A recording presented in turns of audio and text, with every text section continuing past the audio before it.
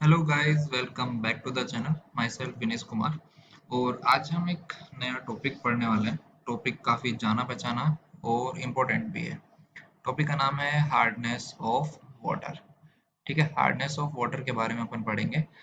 देखो, इसको अपन क्या करते हैं, एक तो फिजिकल केमिस्ट्री में भी पढ़ते हैं जिसमें अपन न्यूमेरिकल्स के बारे में ज़्यादा बात करते हैं, और इनऑर्गेनिक केमिस्ट्री में भी पढ़ते हैं हाइड्रोजनेट्स कंपाउंड्स वाले चैप्टर में, जिसमें अपन इसके रिएक्शंस, इसके मतलब कैसे हार्डनेस को रिमूव करते हैं, क्यों होता है हार्डनेस, इन सब की डिटेल स्टडी करते हैं। तो मैं क्या करने वाला हूँ, मैं इसको इस पॉइंट ऑफ व्यू से पढ़ाने वाला हूँ जिससे तुम्हें क्वेश्चंस करने में आसानी हो जाए। क्वेश्चंस तुम कम से कम हार्डनेस ऑफ वाटर के कर पाओ। तो रीजन क्या होता है, कैसे होता है, ये मैं आसान शब्दों में थोड़ा सा बता दूंगा, लेकिन मेरा मेन मुद्दा यही है कि तुम लोग क्वेश्चन कर पाओ। ठीक है, तो हार्डनेस ऑफ वाटर शुरू करते हैं। सबसे पहले अपने बात आती है कि वाटर के टाइप्स। देखो, अपने पास दो टाइप के वाटर होते हैं। एक सॉफ्ट वाटर। सॉफ्ट वाटर वो वाटर है जो सर्फ, साबुन के साथ इजीली सफिशिएंट फॉर्म क्रिएट कर पाता है। ठीक है, produce sufficient form with soap. लेकिन वहीं पर अगर मैं हार्ड वाटर की बात करता हूँ तो हार्ड, ऑब्वियसली बात है, जब soft water sufficient form create कर पा रहा है तो हार्ड वाटर क्या करेगा, ये नहीं कर पाएगा। ठीक है, तो हार्ड वाटर वो वाटर होता है जो सफिशिएंट फॉर्म सोप के साथ प्रोड्यूस नहीं कर पाता है।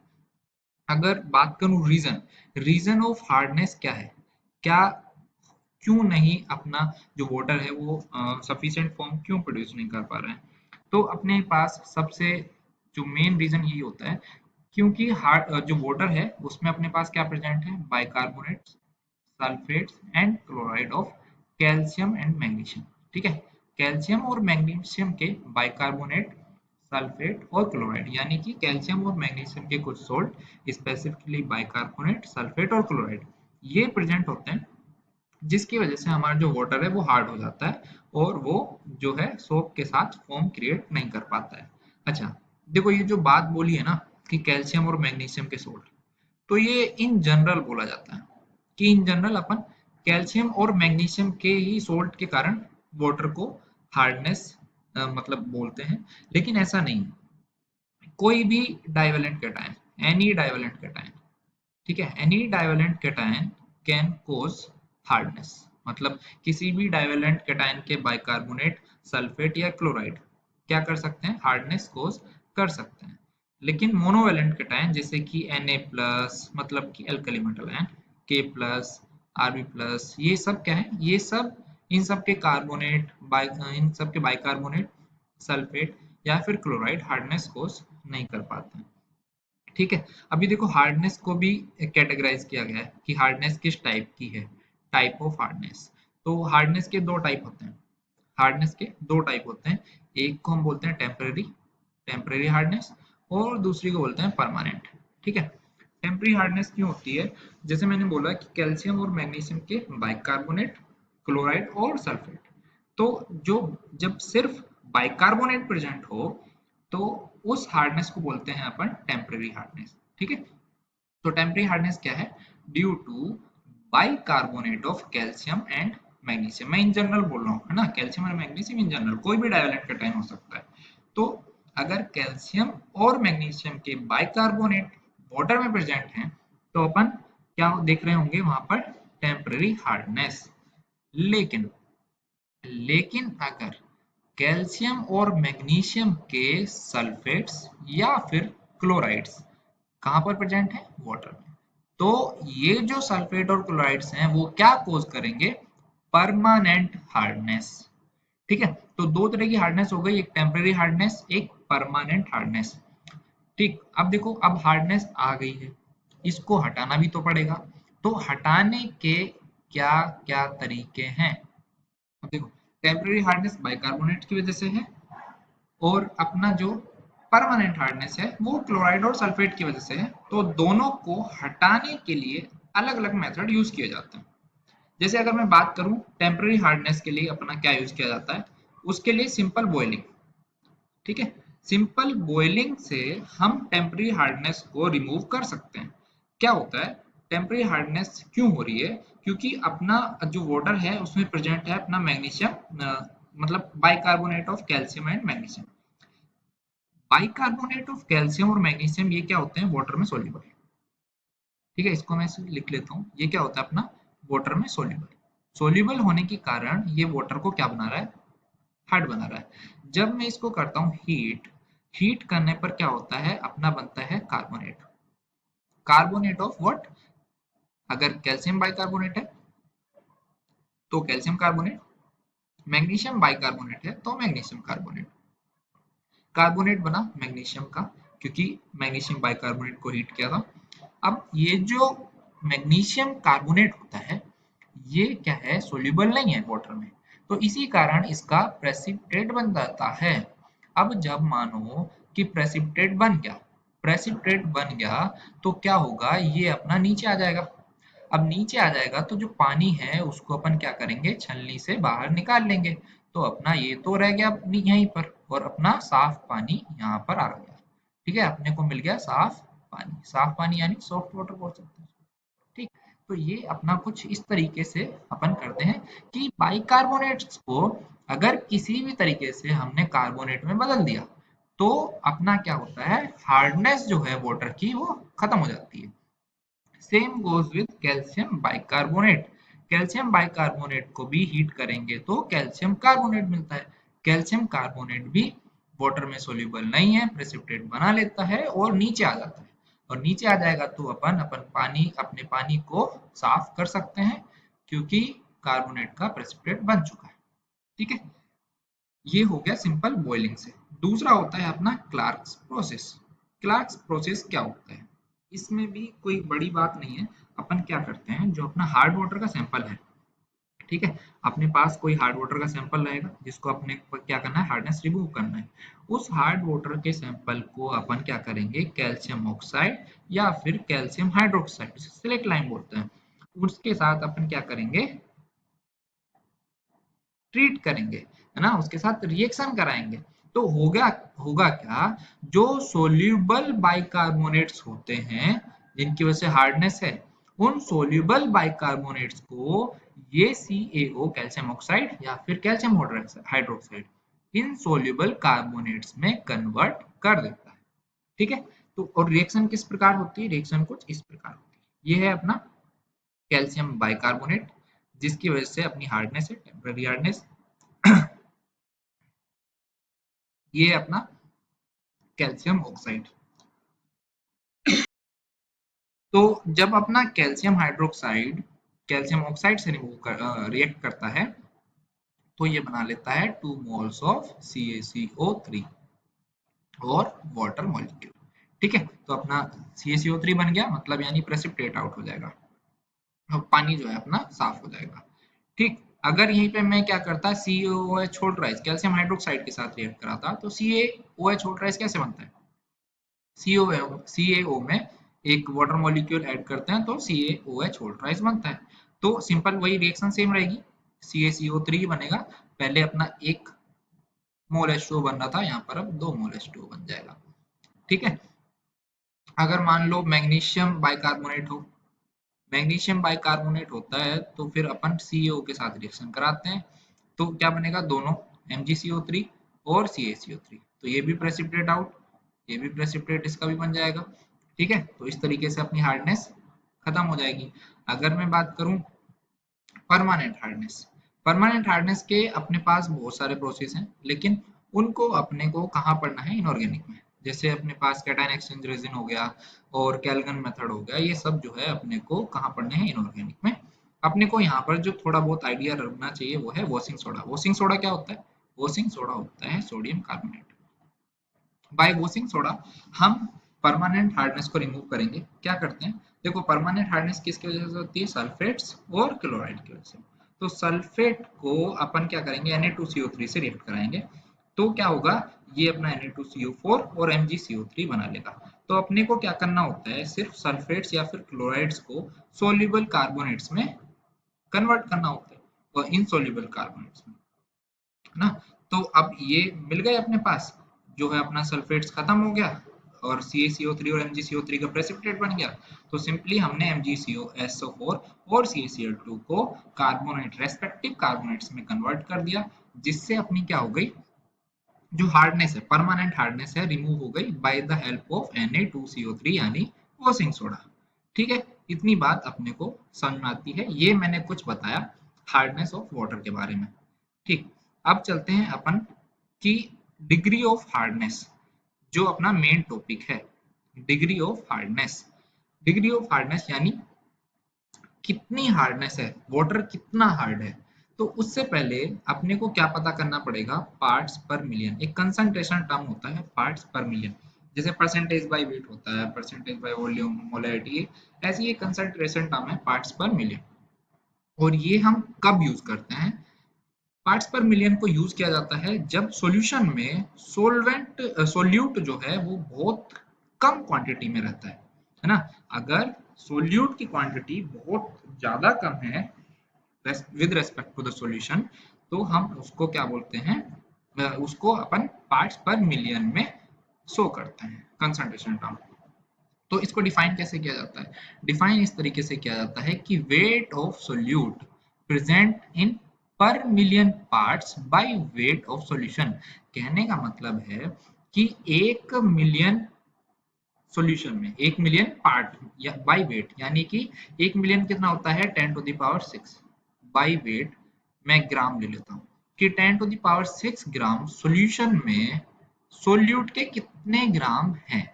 10⁶ ग्राम सॉल्यूशन में सोल्यूट के कितने ग्राम्स हैं, वही उसका क्या हो गया, parts per million in concentration. ठीक है, अब इसका अगर फॉर्मूला निकाला जाए तो कुछ इस तरीके से होता है, parts per million is equal to weight of solute divided by weight of solution into 10⁶। लेकिन यहाँ पर एक चीज नोटिस करने की है कि अपने को पता है, देखो वेट ऑफ सॉल्यूशन क्या होता है, wait of solute plus wait of solvent. तो मैंने पहले ही बोला कि ये पार्ट्स पर मिलियन अपन यूज करते हैं जब सोल्यूट की क्वांटिटी बहुत कम हो in with respect to the solvent, और मतलब सॉल्यूशन में बहुत कम हो क्वांटिटी। तो ये क्या रहेगा, नेग्लिजिबल, यानी इसको मैं हटा सकता हूँ और वेट ऑफ सॉल्यूशन जो है approximately equal to weight of solvent रहेगा। ठीक है, तो अब अगर यहाँ पर वेट ऑफ सॉल्यूशन है, मैं यहाँ पर क्या लिख सकता हूँ, वेट ऑफ सॉल्वेंट भी लिख सकता हूँ। जो क्वेश्चन हम यूज करते हैं वो wait of solvent he use करते हैं ज्यादातर। ठीक है, तो कोई दिक्कत नहीं रहनी चाहिए। पार्ट्स पर मिलियन समझ में आ गया कि सिंपल है, 10⁶ ग्राम में सोल्यूट के कितने ग्राम हैं, 10⁶ ग्राम सॉल्यूशन या फिर सॉल्वेंट में सोल्यूट के कितने ग्राम हैं, वही क्या है, पार्ट्स पर मिलियन। ठीक, अगर अच्छा डिग्री ऑफ हार्डनेस की बात करते हैं, degree of hardness, degree of hardness को हम एक्सप्रेस करते हैं in terms of CaCO3, in terms of CaCO3। देखो जो हार्डनेस थी उसमें CaCO3 का कोई रोल नहीं था। ठीक है, उसमें रोल किसका था, बाइकार्बोनेट्स, क्लोराइड्स एंड सल्फेट्स। लेकिन हम डिग्री ऑफ हार्डनेस को एक्सप्रेस करते हैं in terms of calcium carbonate. ठीक है, और उसको डिफाइन कैसे किया जाता है, डिफाइन इसको इसी तरीके से किया जाता है कि weight of CaCO3 present in 10⁶ gram of hard water. Hard water sample का जो 10⁶ ग्राम मतलब 10⁶ ग्राम हार्ड वाटर सैंपल में CaCO3 का कितना वेट प्रेजेंट है, उसी को अपन क्या बोलेंगे, डिग्री ऑफ हार्डनेस। ठीक है, ठीक है, 10⁶ ग्राम में कितना CaCO3 प्रेजेंट है, उसी को अपन डिग्री ऑफ हार्डनेस बोलेंगे। और हमेशा याद करना है, याद रखना है कि डिग्री ऑफ हार्डनेस को CaCO3 के टर्म्स में एक्सप्रेस किया जाता है। अगर क्वेश्चन में स्पेसिफिकली ना दिया गया हो तब तक हमेशा हम CaCO3 के टर्म्स में ही इसको जवाब देंगे। देखो अब आते हैं अपने मेन पार्ट पे, जो था एक क्वेश्चन। क्वेश्चन क्या बोल रहा है कि 1 kilogram of hard water sample contains 0.02 moles of MgSO4 magnesium sulphate, यानी परमानेंट हार्डनेस है। Calculate degree of hardness of water. Degree of hardness of water कैसे निकालते हैं, 10⁶ ग्राम सॉल्यूशन में अपना कितने ग्राम CaCO3 है, उसी को अपन क्या बोलते हैं, डिग्री ऑफ हार्डनेस। अब देखो ये कितना दिया हुआ है, 0.002 मोल्स ऑफ MgSO4। ठीक है, ये किस में है, 1 kg, 1 kg यानी 10⁻³ ग्राम में 0.002 मोल्स ऑफ MgSO4।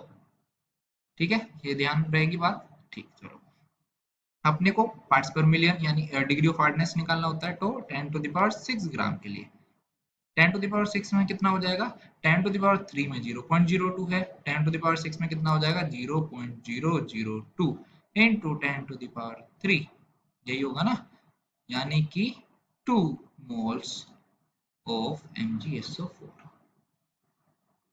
ठीक है, लेकिन यहाँ पर एक ट्विस्ट आता है। ट्विस्ट ये है कि अपने को जो हार्डनेस निकालनी होती है वो निकालनी होती है इन टर्म्स ऑफ CaCO3, लेकिन ये तो अपना है MgSO4। तो अपन यहाँ क्या करते हैं कि equivalents of CaCO3 is equal to equivalents of MgSO4, है ना, यानी कि जितने MgSO4 के इक्विवेलेंट होंगे वाटर में उतने ही CaCO3 के ले लेते हैं। ठीक है, तो इक्विवेलेंट क्या होते हैं, moles into n factor. N factor जो है वो क्या होता है, जैसे CaCO3 है, CaCO3 के पास Ca2+ है, CO3 2- है, तो ये जो चार्ज टोटल पॉजिटिव या फिर टोटल नेगेटिव चार्ज वही एन फैक्टर होता है। तो अपना CaCO3 के केस में भी 2 है और MgSO4 के केस में भी 2 है, moles of MgSO4 into n factor, जो कि कितना है 2, और इधर भी कितना है 2, तो 2 से 2 कैंसिल। और अपन ने बात की हुई थी कि डाइवेलेंट कैटायन के सोल्ट ही क्या होते हैं, अपने हार्डनेस कोज करते हैं। तो सिंपल हम हमेशा डायरेक्ट मोल ले सकते हैं कि mole is equal two moles of CaCO3 is equal two moles of MgSO4, क्योंकि एन फैक्टर तो दोनों का बराबर है। तो मोल्स ऑफ CaCO3 कितना हो जाएगा, मोल्स ऑफ CaCO3 ये हो गया अपना मोल्स ऑफ MgSO4 जो कितना थे 2 मोल्स। ठीक है, तो अपने को पता चल गया 10⁶ ग्राम हार्ड वाटर सैंपल में अपने पास 2 मोल्स ऑफ CaCO3 है। ये मोल्स हैं, लेकिन अपने को क्या निकालना होता है, वेट। तो 2 इंटू, अच्छा ये कितना हो गया, 16 48 12 60 और 40, 100 यानी 200 ग्राम CaCO3 प्रेजेंट है। 10⁶ ग्राम हार्ड वाटर सैंपल में 200 ग्राम CaCO3 प्रेजेंट है, यानी कि डिग्री ऑफ हार्डनेस क्या हो गया, 200 पार्ट्स पर मिलियन। समझ में आती है बात, ये हो गई अपनी डिग्री ऑफ हार्डनेस। ठीक, चलो आई होप सबको समझ में आया होगा, अगर नहीं आया हो तो एक बार और देख लेना। अगर, चलो नेक्स्ट क्वेश्चन पे चलते हैं अपन। नेक्स्ट क्वेश्चन क्या है, नेक्स्ट क्वेश्चन अपना बोल रहा है कि the hard water sample contains 0.0012% of MgSO4 and 0.00111% of CaCl2. Calculate degree of hardness of water. देखो क्या है, 0.0012% ऑफ MgSO4।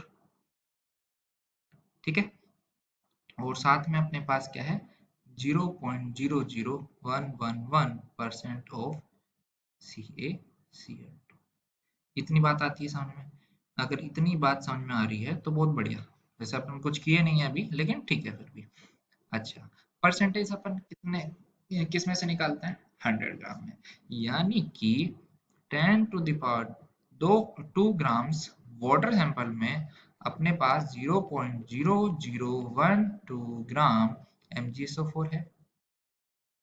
ठीक है, अगर 10⁶ ग्राम देखा जाए तो क्या हो जाएगा, 12 ग्राम। अरे 0.0012 में 10⁴ की मल्टीप्लाई करनी पड़ेगी, तो ये 12 ग्राम MgSO4 हो गया। 12 ग्राम MgSO4, तो मोल्स ऑफ MgSO4 कितने हो गए, ये हो गए 12 given weight upon molecular weight, जो कितना होता है 120, इतना ही होता है ना। तो 1/10 यानी 0.1 मोल ऑफ MgSO4। ठीक है, ऐसे ही अपन CaCl2 का निकाल लेते हैं। 10⁻² ग्राम्स में है अपना 0.00111 ग्राम CaCl2। ठीक है, 10⁻6 ग्राम में कितना हो जाएगा? 11.1 ग्राम ऑफ CaCl2 मोल। कैसे निकालते हैं? गिवन वेट कितना है? 11.1 divided by molecular weight of CaCl2। ये दो को कितना होता है? 35.5 71 40 71 40 कितना हो गया? 111। तो ये भी हो गया कितना? 0.1 मोल। ठीक है, बात आती है समझ में। अपने को निकालना है degree of hardness. Degree of hardness अपने को पता है किसके टर्म्स में निकाली जाती है? In terms of CaCO3। तो अपन को पता है कि मोल्स ऑफ CaCO3 जनरल अपन क्या करते हैं? Equivalent of CaCO3 is equal to equivalent of MgSO4। लेकिन दोनों का एन फैक्टर बराबर है, 2 और 2 तो कैंसिल आउट हो जाएगा। तो moles of CaCO3 is equal two moles of MgSO4, जो कि कितना हो गया? 0.1। और साथ में moles of CaCO3 is equal two moles of CaCl2, जो कितना है? 0.1। तो CaCO3 के टोटल मोल्स कितने हो गए? Moles of CaCO3 is equal to 0.1 plus 0.1 यानी 2, 0.2। 0.2 मोल्स यानी मास कितना हो जाएगा? मास क्या होता है? Moles into molecular weight. Mass हो गया मोल्स यानी 0.2 इनटू मोलिकुलर वेट यानी 100, यानी कि 20 ग्राम्स। तो 10 टू द पावर 6 ग्राम में 10 to the power 6 gram water sample, hard water sample जो था उसमें अपने पास कितना? 20 ग्राम CaCO3 है। तो यानी डिग्री ऑफ हार्डनेस अपनी हो गई 20 पार्ट्स पर मिलियन। ठीक है, तो क्योंकि 10 की पावर 6 ग्राम वाटर सैंपल में जो CaCO3 होगा वही उसको तो अपन पार्ट्स पर मिलियन बोलते हैं, मतलब उसी को डिग्री ऑफ हार्डनेस बोलते हैं। तो आई होप सबको जो सॉल्यूशन है, मतलब जो कॉन्सेप्ट है वो समझ में आया होगा, न्यूमेरिकल्स समझ में आए होंगे। ठीक है, तो अगर इसके बाद भी कोई डाउट रह जाता है तो आप कमेंट सेक्शन में लिखिए मस्त। इसके रिगार्डिंग, मतलब डिग्री ऑफ हार्डनेस के रिगार्डिंग कोई क्वेश्चन है, कोई न्यूमेरिकल है, तो आप कमेंट सेक्शन में पोस्ट करिए उसे, फिर उसका जो है हम सॉल्यूशन प्रोवाइड करने की कोशिश करेंगे। ठीक है, तो वीडियो में इतना ही रखते हैं। Thank you.